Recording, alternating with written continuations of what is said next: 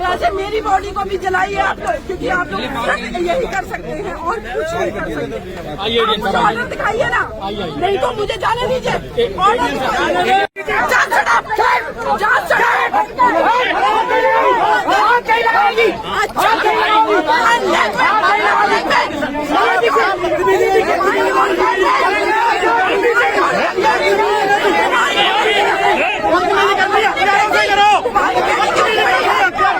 बेटी के बाप को, बेटी के बाप को,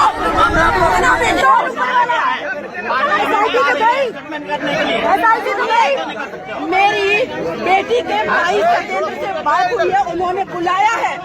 मैं इस केस को हैंडल करूंगी, मैं जाने दीजिए। और नहीं तो अपने उच्च अधिकारियों को बोलिए, जैसे मनीषा की डेड बॉडी को रात में पेट्रोल डाल के जलाया है ना, वैसे मेरी बॉडी को भी जलाइए आप लोग, क्योंकि आप लोग सिर्फ यही कर सकते हैं और कुछ नहीं कर सकते। आप मुझे ऑर्डर दिखाइए ना, नहीं तो मुझे जाने दीजिए। ऑर्डर दिखाइए।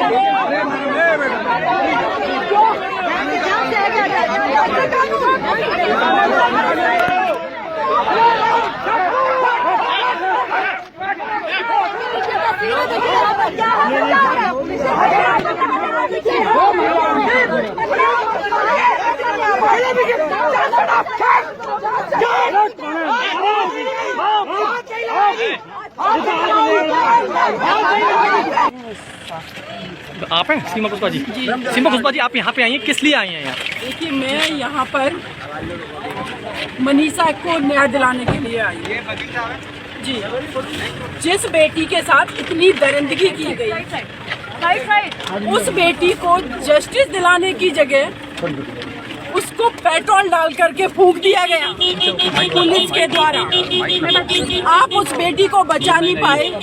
लॉ एंड ऑर्डर आपका फेल था पूरी तरीके से। 8 दिन तक रेप का सेक्शन दर्ज नहीं किया आपने।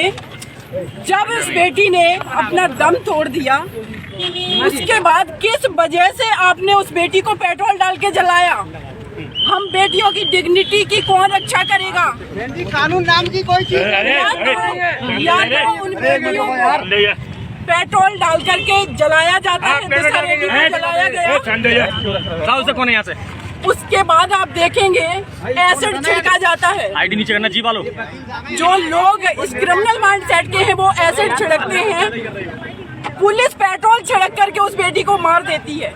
उसकी आत्मा को मारा जाता है, उसकी डिग्निटी को मारा जाता है। मैं यहाँ इसलिए आई हूँ, आप लोगों के माध्यम से देश के प्रधानमंत्री, उत्तर प्रदेश के मुख्यमंत्री और जो लोग भी इस रिस्पॉन्सिबल पद पे हैं, उनसे मैं सवाल करना चाहती हूँ कि देश की 49% आबादी के लिए आज तक आप लोगों ने क्या किया है? आपकी क्या स्ट्रेटेजी है? बलरामपुर में जब तक ये दर्द कम नहीं हुआ, तब तक बलरामपुर में एक और बेटी को दरिंदों ने खा डाला, उसके साथ बर्बरता की। मैंने निर्भया को जस्टिस दिलाया, मैं मनीषा को भी जस्टिस दिलाऊंगी। कहाँ तक ले जाएंगी इस केस को? क्या आप केस लड़ने की बात कह रही हैं? बिल्कुल, मैं केस लड़ने की बात कह रही हूँ। सुबह उनके भाई सत्येंद्र से बात हुई, लेकिन वो क्लियर बात नहीं हो पा रही। वो लोग बहुत दुखी हैं, इसीलिए मैं यहाँ पर आई हूँ कि उस परिवार से मुझे मिलना है, उनसे बात करनी है और मुझे इस बेटी को न्याय दिलाना है। सबको रोका जा रहा है, मीडिया को सुबह से एंट्री नहीं दी गई। ये केस के अंदर एसआईटी है, क्या आप जाने की कोशिश करेंगे अंदर? मैं बिल्कुल जाने की कोशिश करूंगी। देखिए, अगर लॉ एंड ऑर्डर फेल हुआ है तो वो आपके वजह से। आप क्रिमिनल्स को नहीं रोक पाते हैं, आप उस बेटी को जस्टिस नहीं दिला पाते, वो बेटी की डेथ हो जाती है, उसको ठीक से ट्रीटमेंट नहीं दे पाते हो। और जब हम देश की बेटियां आवाज उठाते हैं तो उनको आप क्यों रोकेंगे? किसी से ये जवाब दीजिए, क्यों रोकेंगे? प्रशासन से बात हुई, हमारी जो सीओ है इस केस के इन्वेस्टिगेशन ऑफिसर, उनसे बात हुई है। एसएचओ से मेरी बात हुई है और इस केस को मैं पहले से ही अपडेट ले रही थी, लगातार मेरी बात हो रही थी। जिस तरीके से इसमें सीओ जो खम सिंह है, उन्होंने मुझे बताया कि मैडम हमने इसलिए अभी 376 एक्शन नहीं लगाया क्योंकि बेटी स्टेटमेंट नहीं दे पाई। जो बेटी वेंटिलेटर पे है, बोल नहीं सकती, लिख नहीं सकती, उसका मेडिकल कराना चाहिए था आपको, सारी चीजें क्लियर हो जाती। और आपने क्या किया, फॉरेंसिक टेस्ट के लिए भेज दिया।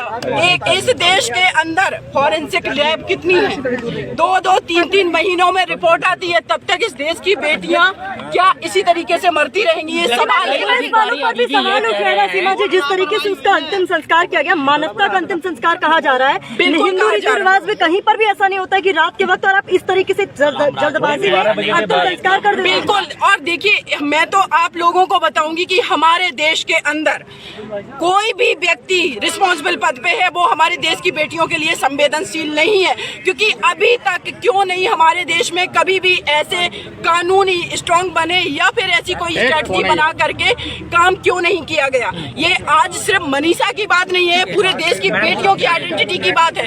आप यहाँ पत्रकार हैं, मैं एडवोकेट हूँ, डॉक्टर, इंजीनियर, किसी भी प्रोफेशन की कोई महिला ये आज दावे के साथ नहीं कह सकती कि हम 21वीं सेंचुरी में अपने भारत में सुरक्षित हैं।